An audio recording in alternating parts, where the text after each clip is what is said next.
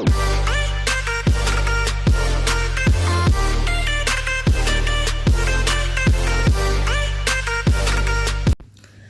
guys, apa kabarnya? Semoga kalian baik-baik aja di sana. Dan terima kasih udah mampir di channel narasi gua. Nah, bicara tentang konsisten nih, itu sama besarnya dengan musuh kita bersama, yaitu melawan rasa malas.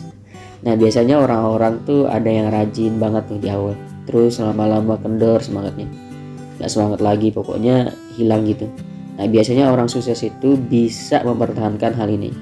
Dia yang sabar meniti karirnya di satu bidang, motivasinya terjaga sampai dia tuh konsisten melakukan hal yang sama.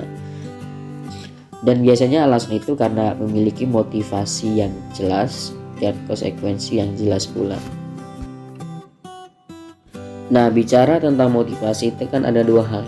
Yang pertama itu motivasi dalam diri kita sendiri dan lingkungan kita di luar. Lu bergaul dengan siapa, lo motivasi yang membuat lo bangun deh. Yang kedua itu karena keterpaksaan, keadaan dimana lo harus ngelakuin itu. Pokoknya ada ancaman dan konsekuensi jika lo nggak bertindak. Nah, di sini juga jadi alasan kenapa lo harus tuh konsisten kalau lo tahu ini. Tapi di sini gue nggak ke masalah nggak ke situ sih, tapi gue lebih ke masalah teknis atau tindakan seharusnya lo lakuin agar lo tuh tetap konsisten ngelakuin.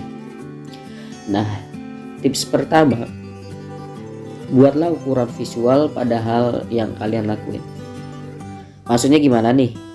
Nah, biasanya orang tuh akan termotivasi kalau tindakan itu memberikan efek langsung, ya seperti kepuasan, kebahagiaan setelah ngelakuin suatu hal.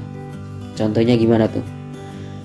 Dalam praktiknya nih, ketika lu sudah selesai melakukan project yang sedang lu lakuin, lo bisa aja tuh menyilang tanggal hari itu, tanda lo sudah melaksanakan tugas. Nah, di luar sana tuh banyak kok seorang pebisnis sukses misalnya dia tuh ngelakuin tindakan seperti itu, apa menelepon rekan bisnisnya misalnya. Setelah itu dia memindahkan penjepit kertas dari satu tempat ke tempat lain. Ya agar apa ya? Agar terlihat aja langsung perbuatan yang kalian lakukan hari itu udah selesai. Banyak kok cara-cara lain yang gue bilang tadi, dengan menilang tanggal yang telah kalian lakukan hari itu, memindahkan lereng misalnya dari satu tempat ke toples, memindah. Dan itu memang memberikan efek langsung. Ketika lo ngelakuin itu lo ngerasa puas gitu. Nah, itu tips pertama dari gue. Nah, hal yang kedua itu lo buat jam kerja fiktif yang jelas. Nah, seringkali tuh kegiatan yang kita lakukan itu nggak konsisten karena tidak adanya waktu yang jelas kapan lo ngelakuin itu, di mana lo ngelakuin itu, pukul berapa lo selesai, dan bla bla bla ya. Orang kerja kantoran luar sana tuh, kenapa sih mereka melakukan hal yang sama setiap hari? Karena ada job desk yang jelas, ada tempat yang sama, dan juga ada konsekuensi kalau lo nggak ngelakuin itu, ya resikonya bakal dipecat misalnya. Ya, coba lu buat job desk yang jelas, diperinci lagi kapan lu harus ngelakuin, kapan juga harus berhenti, dan lu bakal konsisten ngelakuin hal yang sama. Nah, tips yang ketiga itu jangan bolos lebih dari 2 kali. Tantangan terbesar selain mager itu apa sih? Rasa bosen. Ya maklum, kita tuh makhluk emosional yang labil. Kadang ada rasa dimana kita tuh jenuh ngelakuin hal yang sama, dan juga kadang ada waktu yang bener nggak sempet gitu ngelakuin itu karena ada hal yang penting. Dan ini wajar aja sih sebagai seorang manusia gitu. Tapi yang gue bilang tadi, jangan bolos 2 kali ketika lo udah nerapin tips yang kedua. Ketika lo lebih 2 kali, biasanya itu konsistensi yang udah berangsur lama itu buyar. Nah, solusinya ketika lu ada hal yang lebih prioritas yang mengharuskan lu absen gitu, cobalah tetap melakukan itu meskipun gak maksimal.